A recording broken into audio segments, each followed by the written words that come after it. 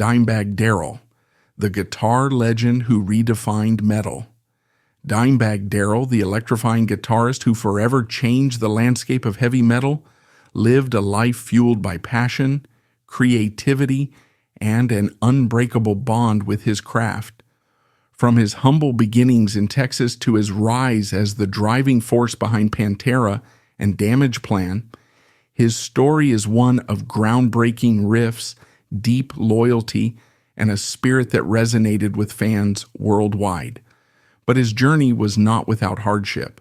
Amid personal losses and band turmoil, Dimebag's unwavering dedication to music remained his guiding light until tragedy struck on a fateful December night in 2004, silencing a legend far too soon. Join us as we unravel the milestones, the heartbreaks, and the indelible legacy of Dimebag Darrell, a name that will forever resonate as the heartbeat of heavy metal. Dimebag Darrell, born Darrell Lance Abbott on August 20th, 1966, stands as one of metal music's most revered guitarists, forever linked to the soaring glory of Pantera and the brutal heartbreak surrounding his death. His story is at once epic and profoundly human, a tale of a young Texan dreamer who translated a rebellious spirit and raw musical ambition into riffs that would reshape heavy metal for generations. Despite achieving legendary status, he remained a man defined by close family ties, a deep love for spirited guitar playing, and ultimately, a tragic end that left a wound in the metal community never quite healed. Beneath the swirling stage lights and deafening amps, Dimebag Darrell's life is a layered story of grit, comedic mischief, technical brilliance, and an enduring devotion to friends, fans, and family. He was born in 1966 in Dallas, Texas. Though his earliest years unfolded in a more suburban or semi-rural environment, his father, Jerry Abbott, was a country musician and producer of some local renown. So young Darrell was introduced early to both the discipline and romance of music. However, family life proved complicated. Jerry and Carolyn Abbott divorced in 1979. Though that parental split could have left the young Darrell unsettled, he in fact found stability through his father's continued involvement. Jerry provided guidance on guitar fundamentals, proud that his son seemed to inherit the same musical spark. The father's tutelage ignited something within Darrell that would quickly blossom, an insatiable appetite for learning chords, finger-picking styles, and licks gleaned from the era's famous rock guitarists. At around age 12, Darrell Lance Abbott, later known as Dimebag Darrell, received a gift that would change his life forever: a Les Paul-style Hondo guitar paired with a modest amplifier. Some say it was a Pignos. That guitar, although not top of the line, became his portal into an electrifying new universe of 70s rock. In his earliest days, Darrell had briefly tinkered with a drum kit, perhaps prompted by his older brother Vinnie Paul, who was already showing serious percussion chops. Realizing that Vinnie had the upper hand on drums, Darrell decided to devote himself wholeheartedly to the guitar instead, cementing a sibling synergy that would later catapult Pantera to fame. Before he could even play a single note, Darrell was already imagining himself on stage.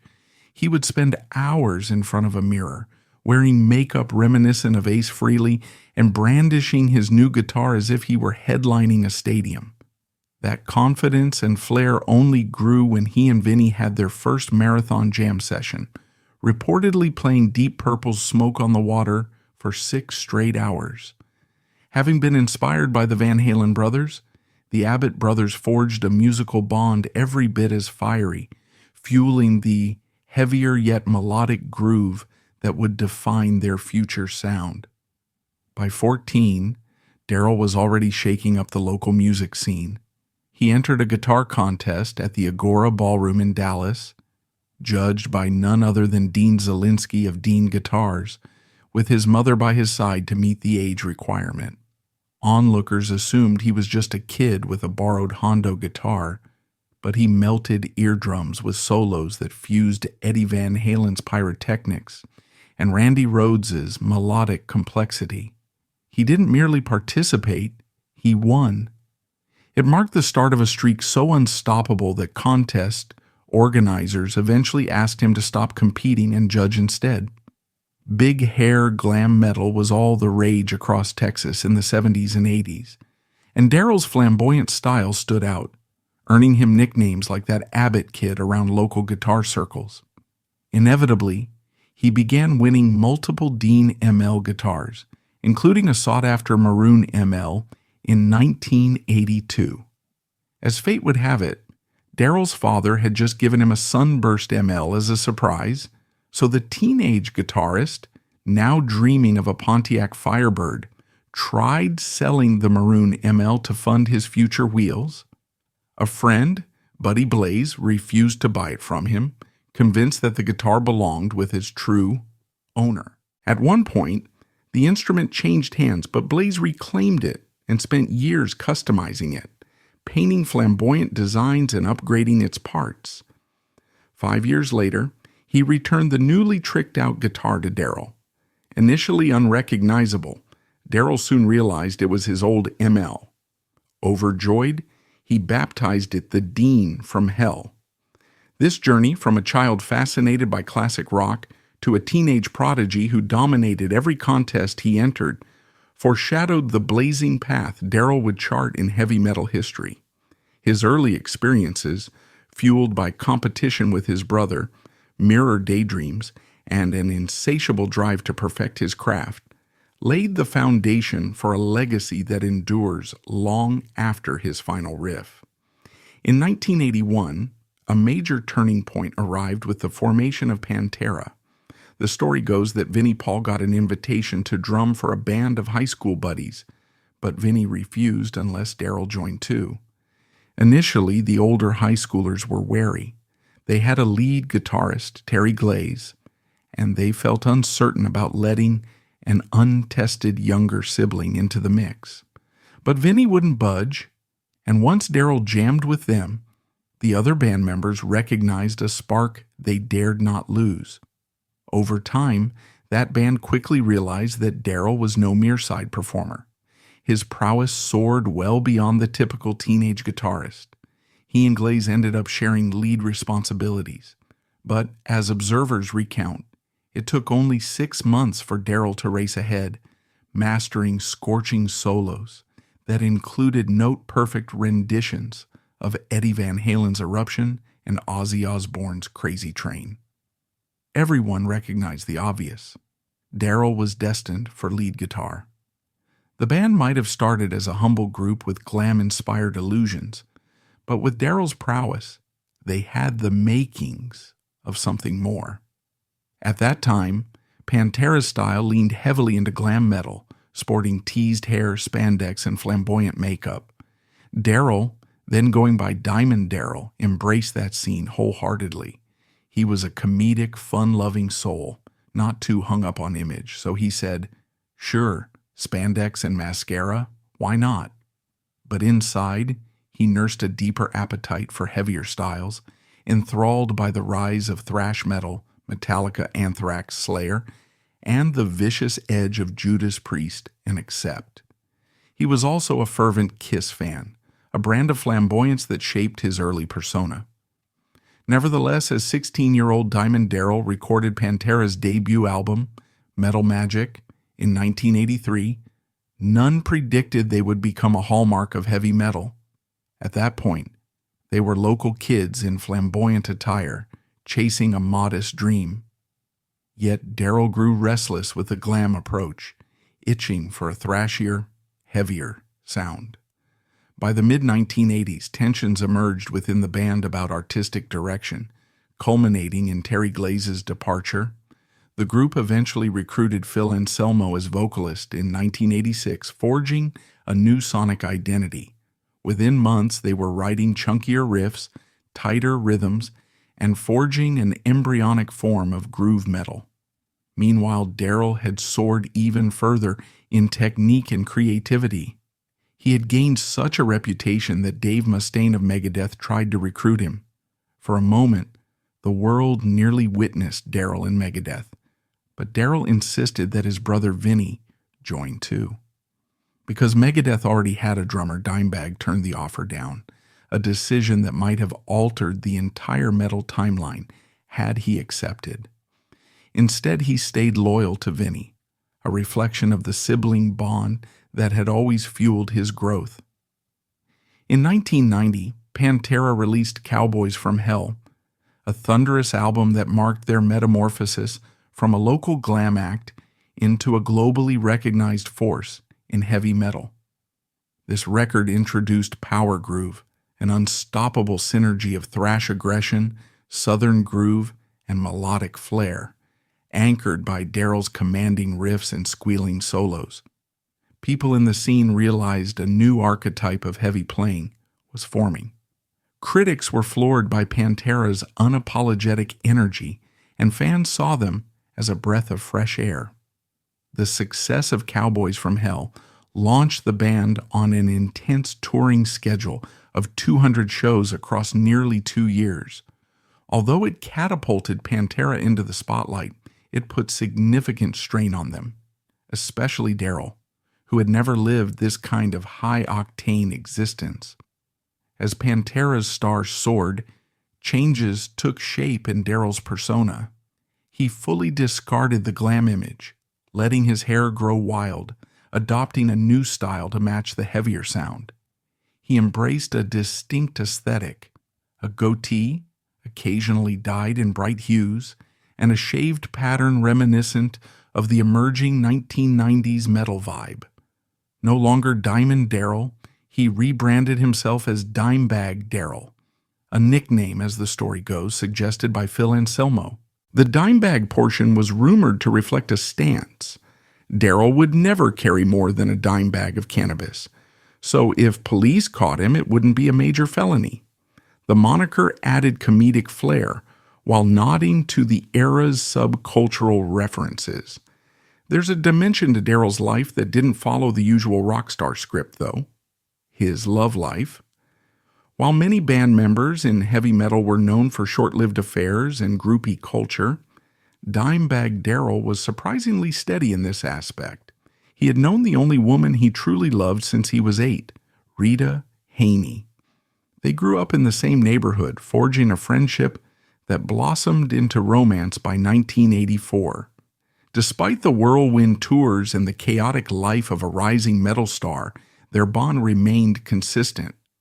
That atypical approach to relationships, fidelity rather than the cliché rock promiscuity, speaks volumes about Darrell's character. He was wild on stage but heartfelt in personal commitments. The band's discography quickly expanded with Vulgar Display of Power in 1992, an album that took Pantera's heavier groove-centered approach to new extremes. Infamous for its bare-knuckle riffage, it positioned Dimebag's guitar playing front and center. Rolling Stone and other music outlets would later hail it as one of the greatest metal albums ever, with critics singling out Dimebag's serrated rhythms and razor-sharp squeals as game changers. On this record, Pantera found their unstoppable synergy.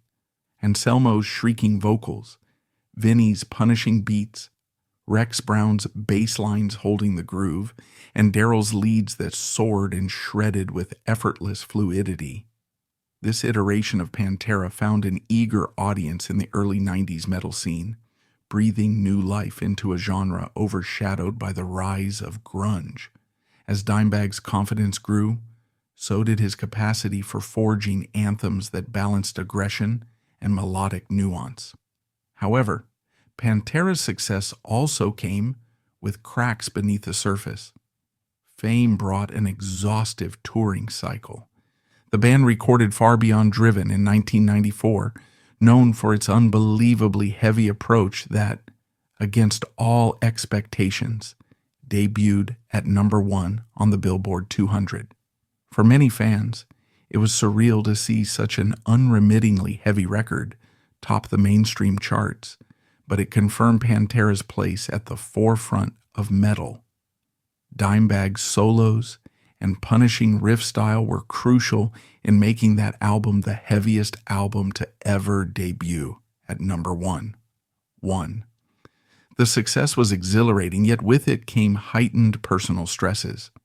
Anselmo, coping with chronic back pain from years of intense on-stage physicality, descended deeper into heavy drinking and drug use, which alienated him from the others.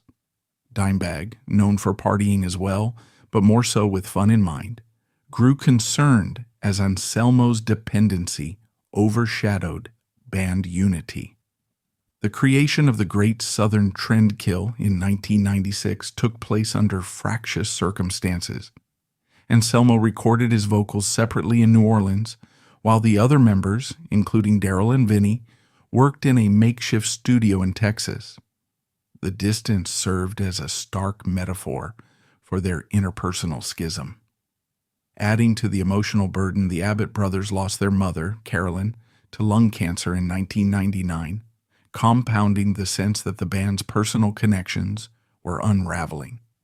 Nonetheless, Pantera soldiered on to release Reinventing the Steel in 2000, though it proved a last hurrah before the band effectively disbanded amid frayed relationships, culminating in official statements that Pantera was on indefinite hiatus. By then, Darrell harbored frustration and heartbreak over how the group had come undone. He wasn't the type to engage in public feuds, but the dissolution left him craving a fresh start.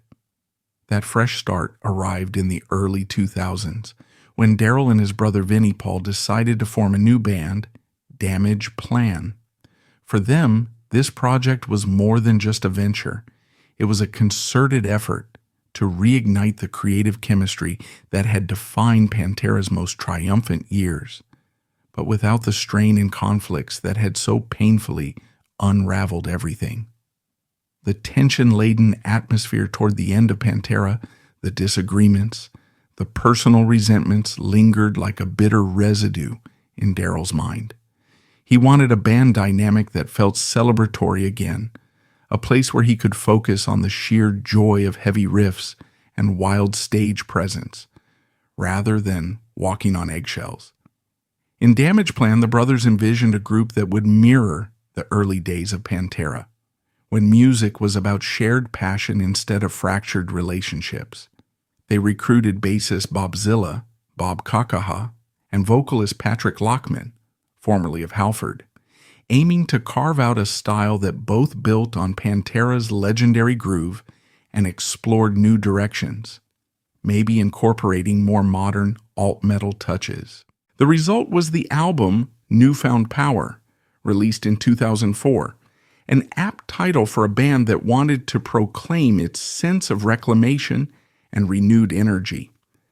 Yet, as with many things in Darrell's life, the reality proved more complicated. Although the record garnered a fair share of interest, from loyal fans eager to see what Dimebag Darrell 2.0 sounded like, it also faced the daunting task of living up to the Pantera legacy, a legacy that quite literally reshaped heavy metal. Even so, early reception seemed cautiously optimistic. The band set off on tour in support of the album, determined to make the best of this fresh chapter. Darrell, ever the showman, seemed revitalized. Photos from that era show him sporting his signature grin, multicolored goatee, and outlandish guitar designs. He insisted that it felt good to step on stage minus the internal friction that had overshadowed Pantera's final years. Moreover, the rapport within Damageplan seemed a breath of fresh air. Vinnie and Darrell had always flourished in synergy, and Patrick Lockman, for his part, brought a different vocal timbre than Phil Anselmo's, which allowed Darrell to shape a slightly more contemporary heaviness in their songs. But the remnants of Pantera's breakup and the heated fan reaction to it lurked in the background. Since Pantera had ended in bitter form, some devotees struggled to accept that the Abbott brothers were forging ahead with a new band. Allegiances in the heavy metal world can be intense, and certain individuals remained stuck on the notion that Pantera needed to reunite. Some fans blame Darrell for the band's disintegration, while others blame vocalist Phil Anselmo. The swirling arguments found their way onto internet forums, radio station call-ins, and anywhere metal enthusiasts debated who was really at fault. Rather than quell those tensions, the existence of a new project, Damageplan, highlighted that Pantera's door had presumably closed for good. It was in this emotionally charged climate that Damageplan embarked on a string of shows in the U.S. The April 8th, 2004 gig in Cincinnati was supposed to be another typical night, sweaty, intense, and full of wailing guitars. Yet, unbeknownst to the crowd or the band, a man named Nathan Gale loomed among them. Gale, a tall, imposing figure with a shaved head, eventually caused a disturbance that startled everyone. Accounts vary, but from the official police perspective, he rushed the stage mid-set, damaging gear and frightening bystanders. The chaos ended relatively swiftly, with security and local law enforcement stepping in. Darrell, ever amiable and reluctant to escalate legal hassles, made a choice that would prove tragically fateful. He declined to press charges. In his mind, perhaps, he was just living up to his easygoing persona. He'd always preferred not to burden fans or entangle them in legal troubles. He might also have felt pity for Gale, who some eyewitnesses described as seeming confused or even unwell. No one in the band or the event staff grasped the deeper potential threat. The matter seemed closed, yet the tension was far from resolved. Over the following months, the band continued traveling and performing. Darrell, in the interviews, mostly exuded positivity about Damageplan's direction, acknowledging that they might never fill Pantera's monstrous shoes, but emphasizing that he and Vinnie were having real fun on stage again. Fans began to warm up to the new songs, or at least to Dimebag's unstoppable guitar style that remained front and center. On December 8, 2004, Damageplan was scheduled to appear at the Alrosa Villa nightclub in Columbus, Ohio.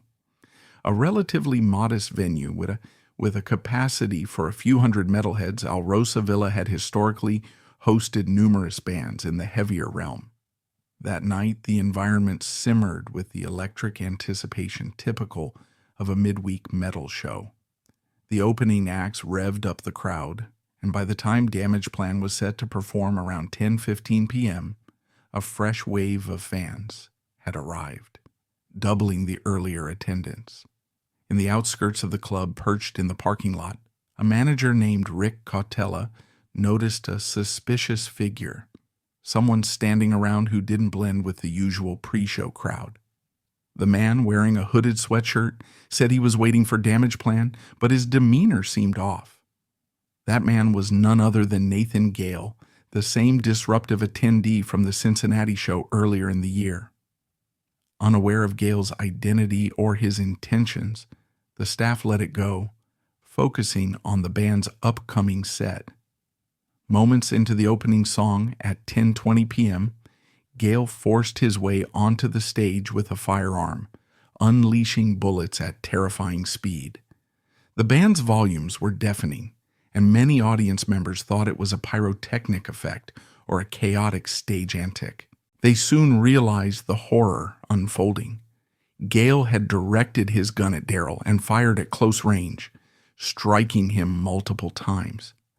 The initial chaos was so abrupt that even the band's bassist, Bob Zilla, and the drum tech had trouble processing what was happening. Eyewitnesses recall glimpsing Darrell's expression shift from showtime euphoria to shock in a heartbeat. Some fans, upon seeing blood, attempted to tackle Gale or wrestle the weapon from him, but he fired erratically, hitting more people in the process. Within minutes, the entire venue sank into a swirl of panic and heartbreak, the metal roar replaced by frantic screams for help and calls to 911.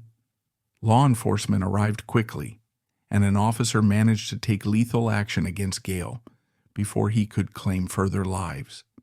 Amid roughly 250 concert-goers, Gale rushed forward and opened fire, striking Darrell and others in a barrage of chaos. However, the damage was already irreversible. 4 individuals lost their lives that evening, including one who tried valiantly to shield Darrell from further shots. A nurse in the audience raced to the guitarist's side, desperately administering chest compressions and pleading, "Come on, Dimebag, stay with me." Sadly, paramedics arrived to find that Darrell, the band's beloved guitarist, perished on the stage he once dominated with flamboyant solos, only 38 years old. The community was shattered. For fans who had revered Pantera's unstoppable sound or who embraced the fresh hope of Damageplan, this atrocity felt beyond comprehension. Law enforcement officers led by Officer James D. Niggemeyer responded within minutes and took lethal action against Gale before he could harm more people. Yet the sense of shock and heartbreak hung heavily over the metal community. In the immediate aftermath, countless fans searched for answers. Rumors swirled that Gale shouted, "You broke up Pantera," or accused Darrell of stealing his music, though no one could definitively confirm Gale's motivations. Investigators concluded that nothing could justify such a senseless act, and for those closest to Darrell, the tragedy felt unfathomable. Grief-stricken fans soon cast about for possible culprits, and some aimed their anger at Pantera's former vocalist, Phil Anselmo. Just before the shooting, Anselmo, still resentful over Pantera's breakup, had been quoted in a Metal Hammer interview saying Darrell deserves to be beaten severely. Although authorities found no link between Anselmo's incendiary words and Gale's actions, the timing was enough to fuel speculation. Vinnie Paul, Darrell's brother and bandmate, listened to the interview and felt certain that Anselmo's remarks were not made in jest. A rift opened wide, wiping out any hopes of a Pantera reunion and leaving longtime fans mourning both the guitarist's death and the collapse of one of metal's mightiest lineups. In the days following Darrell's passing, the outpouring of sorrow and support grew overwhelming. Fans held vigils, lit candles, and posted tributes online, while rock and metal icons from all over the world offered heartfelt condolences. The public memorial service in Arlington, Texas, drew thousands of attendees, including luminaries like Eddie Van Halen, Zakk Wylde, Corey Taylor, Jerry Cantrell, and Dino Cazares. Although grief permeated the gathering, the atmosphere also resembled a celebration of Darrell's flamboyant spirit, complete with stories of his legendary sense of humor and love for all things heavy. In the swirl of mourning, certain voices pointed a finger at Pantera's ex-vocalist, Phil Anselmo, whose inflammatory remarks in an interview had suggested that Darrell deserved to be beaten severely. Though no evidence tied Gale's rampage to that comment, the sensational rumor took hold in some corners of the fan base, fueling arguments that overshadowed the deeper tragedy. Meanwhile, official investigations concluded that Gale had a history of mental instability. He likely fixated on Pantera and Dimebag, but the exact triggers remained murky. The heartbreak lingered well beyond standard news cycles. Tributes sprang up at concert halls, websites, and guitar shops for months, even years, after. Some fans credited Dimebag with having inspired them to pick up a guitar in the first place, while others lauded his famously friendly presence at backstage meet and greets. His absence left a void that many argued could never truly be filled. Dimebag's funeral was both an intimate farewell for close friends and a massive cultural event. Decorated with floral arrangements featuring Dean and Washburn guitars, companies for which Darrell had served as a longtime endorsee, his casket became a rallying point for the extended metal family. Gene Simmons of Kiss donated a custom Kiss casket acknowledging Dime's boyhood love for the band. Eddie Van Halen, in a gesture that broke hearts and brought tears to those in attendance, placed the original Bumblebee guitar into the casket, ensuring Dime would take it with him. Placing it in Darrell's casket, he reportedly said Dime was an original, and only an original deserves the original. These unique tributes offered glimpses into the deep respect and genuine brotherhood that had transcended labels, generations, and metal subgenres. Also present were luminaries from across the music spectrum, from thrash legends to country mainstays who recognized the universal influence Dimebag's six-string wizardry had on modern rock. In the aftermath, Vinnie Paul channeled his sorrow into forging a new path. Eventually, he formed Hell Yeah, a supergroup featuring members of other well-known metal acts. Yet no matter how successful the new ventures were, the absence of his younger brother overshadowed everything. Media outlets rehashed Pantera's fractious meltdown and the unspeakable end visited upon Dimebag, but Vinnie, along with many others, clung to the joyful memories, the marathon jam sessions, Dimebag's unstoppable sense of humor, and the electric synergy that had once propelled them to the top of the metal world. Over time, the notion emerged that the best homage to Dimebag was to maintain the raw, heartfelt spirit he embodied, an approach that Hell Yeah and other future tributes attempted to replicate in their shows. Looking back on that final show in Columbus, some fans recall how the set had begun with an explosive intensity reminiscent of Pantera's heyday, only to be cut short by the unimaginable. The sense of betrayal that a fan, someone who presumably loved the music, could carry out such violence made the event doubly devastating. This dark chapter forced the entire metal community to confront mental health issues, reevaluate security measures, and question whether the typical fan-to-artist closeness at smaller venues could stay so open. Despite these reevaluations, the abiding sentiment was that Dimebag Darrell's life and artistry merited more attention than the circumstances of his death. For a personality so generous, so enthusiastic, so purely enthralled by the magic of a perfect riff, the tragedy of December 8, 2004 should not overshadow all he contributed. In that sense, Dimebag's name is best remembered not for the violence that claimed him, but for the thunderous riffs, squealing pinch harmonics, and unstoppable positivity. Guitar World magazine to this day ranks his playing among the highest echelons, praising the forceful chug of his rhythm lines and the adrenaline-fueled solos that somehow captured both an aggressive punch and a melodic flamboyance. His gear choices, from Dean to Washburn guitars, have reached near mythical status among young shredders, trying to replicate that signature dime squeal. Meanwhile, the moniker Dimebag remains etched in fans' minds as a reference to an unpretentious approach to partying. Despite the wild times, it served as a comedic protective measure against legal trouble. In a space sometimes overrun by exaggerated rock star antics, Dimebag's brand of authenticity was a breath of fresh air.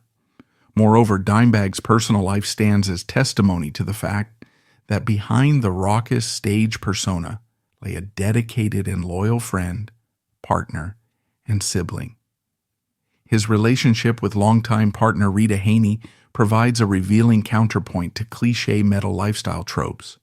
While others hopped from fling to fling, he cherished the girl next door he had met as a child, weaving a love story that spanned decades until his final day.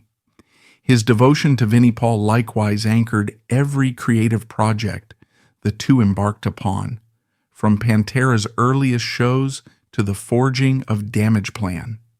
The synergy of their brotherhood remains a hallmark in heavy music, often cited by drummers and guitarists who themselves yearn for that kind of intangible groove. From a historical perspective, the passing of Dimebag Darrell left a massive chasm in a genre that was undergoing transformation in the early 2000s. Nu metal was in decline, metalcore was rising, and Pantera's brand of groove metal had influenced countless younger acts like Lamb of God and Chimera. Had Dimebag lived, one wonders what further innovations he might have introduced. Would Damageplan have developed into a formidable second act, bridging new and old metal fans? Would there have been a Pantera reunion once the dust of feuds settled? Such hypotheticals reveal the extraordinary sense of loss. For older fans, the heartbreak stemmed from seeing someone of immeasurable creative potential stolen away prematurely. For younger fans, it was a lesson that even a subculture predicated on cathartic release can be vulnerable to real tragedy if mental distress, fanatic obsession, or other alarming signals go unaddressed. In memory, though, Dimebag Darrell stands as a testament to the heights a musician can achieve when fueled by passion, authenticity, and an unbreakable bond with both family and fans. He channeled the wild chaos of Texas nights, the heaviness of thrash influences, and an unassailable sense of showmanship into a signature guitar style. Whether known as Diamond Darrell in the glam metal days or the unstoppable Dimebag of Pantera's groove era, he epitomized creativity, humor, and sincerity. Even in his darkest final moments playing for a modest crowd in Columbus, he radiated that unstoppable feel-good vibe that had garnered him global respect.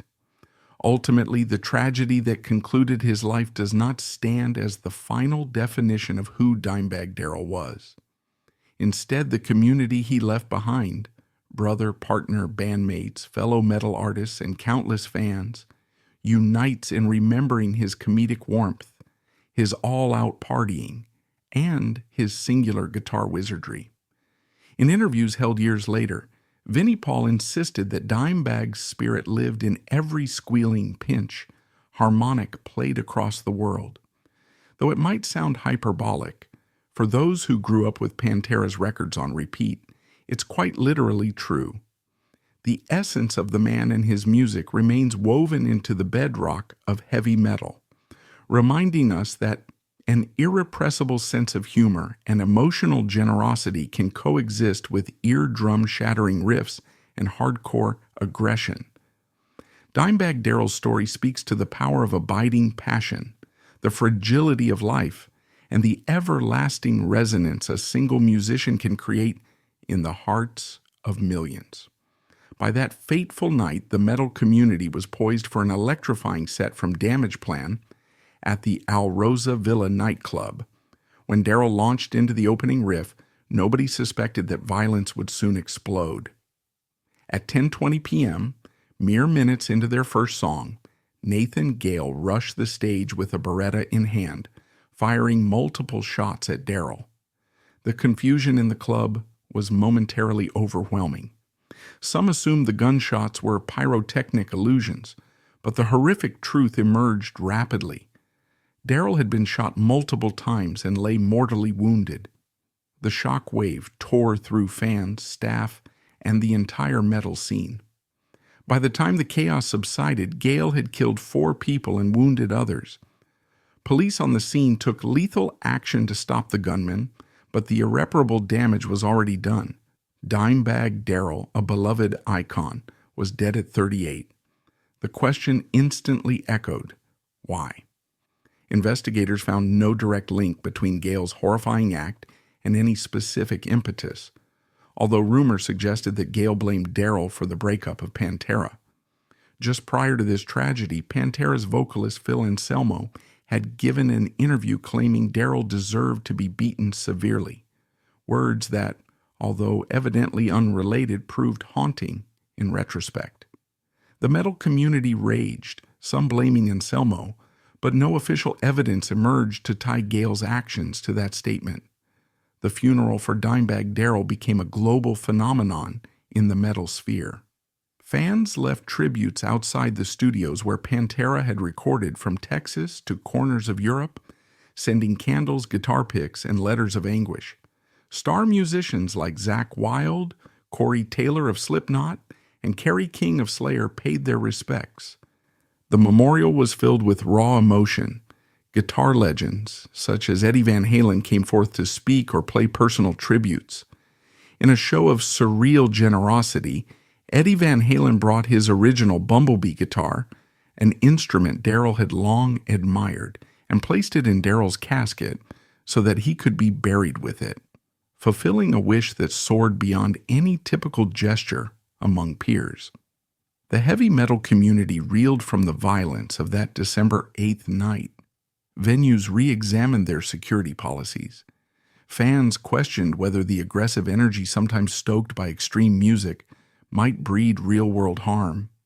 Yet the abiding consensus was that Darrell's murder wasn't a logical extension of metal's tough image, but an isolated act of madness inflicted by one disturbed individual. The heartbreak lingered. Dimebag had brought so much joy, intensity, and camaraderie to fans across the planet, and the abrupt ending felt especially cruel. Over the ensuing years, Darrell's brother, Vinnie Paul, fought to maintain his siblings' legacy, eventually forming Helya with members from other well-known metal acts. Meanwhile, Pantera's name continued to carry a mythical weight among fans. Reissue albums soared in popularity. New generations discovered the unstoppable groove of Vulgar Display of Power or the scorching solos on Far Beyond Driven, and Dimebag's star rose further in posthumous tributes. Guitar magazines dedicated entire features to dissecting how his squealing pinch harmonics had influenced the next wave of metal guitarists. His signature Dean guitar line soared in sales, a testament to his enduring brand as a guitarist who defied conventional playing styles.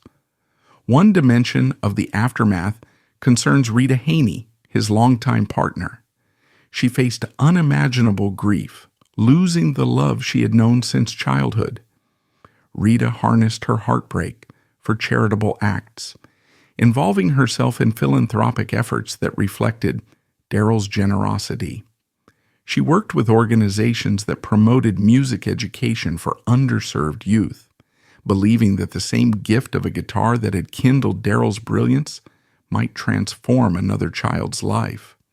Through these endeavors, she found purpose in continuing his name.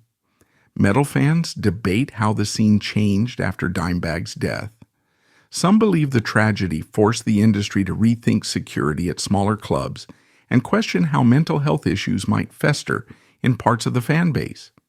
Others see it as a shocking final note to an era of unbridled closeness between fans and artists. Once, it had been normal for metal performers to mingle intimately with crowds. After December 8, 2004, boundaries tightened.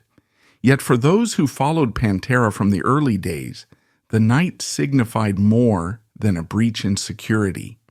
It was the loss of a giant who had never grown arrogant despite his near-mythical guitar skills, who approached life with childlike humor, epic capacity for partying, and real loyalty to those around him. In the months after the funeral, tributes to Dimebag spanned the globe. In addition to fan-driven events, major metal acts paid homage in live concerts, dedicating certain songs to him or playing Pantera covers. In 2005, an official Dimebag Darrell tribute concert was staged, reuniting many influential metal musicians on a single stage. Some participants, famously reclusive or locked in feuds, set differences aside to honor Darrell's memory. The overwhelming communal love expressed that night crystallized the sense that while Dimebag had physically departed, his presence endured, woven into riffs that hammered from every corner of the metal world. Critics have attempted to situate Dimebag Darrell within the broader pantheon of rock guitar legends. They frequently mention names like Jimi Hendrix, Eddie Van Halen, Randy Rhoads, and Slash, placing Darrell among the few who reshaped the language of heavy guitar. He concocted power groove, bridging thrash's aggression with southern fried swagger, forging a style instantly recognizable from the first squeal.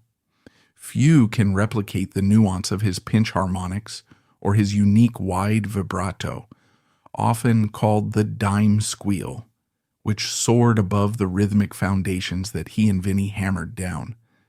By adding melodic flourishes and surprising chord voicings, he stood out in a genre sometimes criticized for monotony.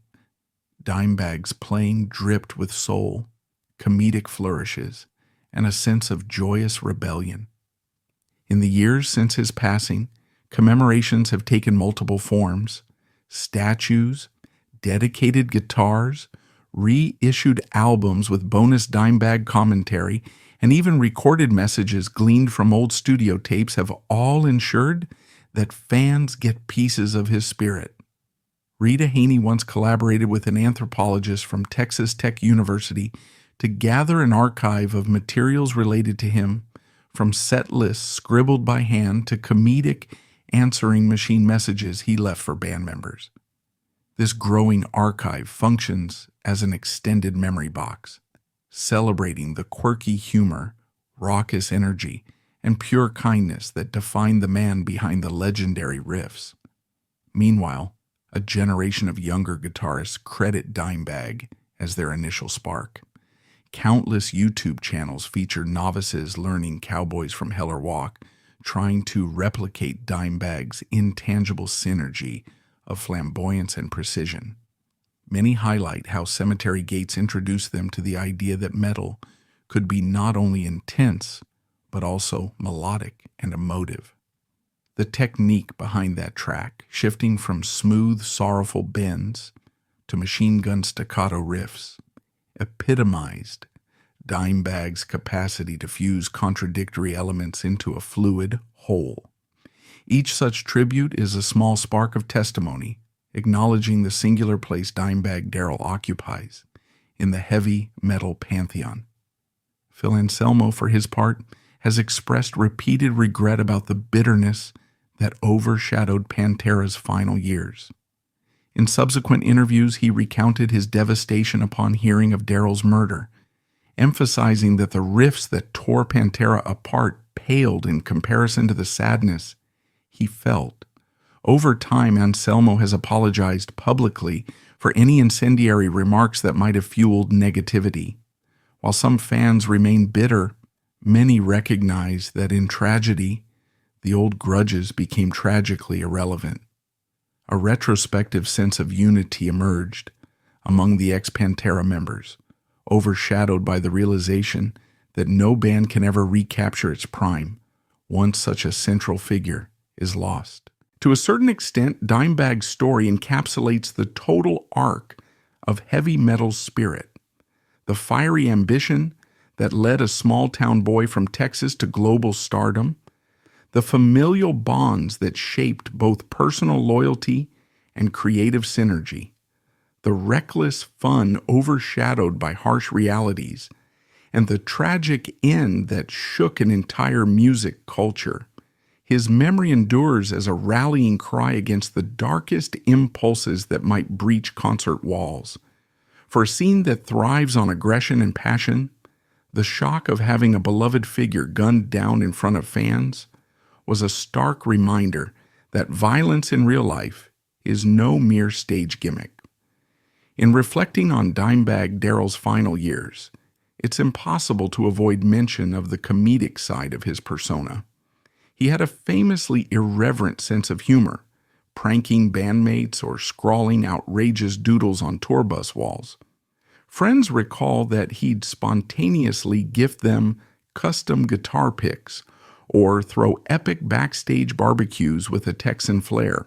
Even after long nights of partying, he would roll out of bed for sound checks, rummage for a shot of whiskey and a smile, never wanting to disappoint fans.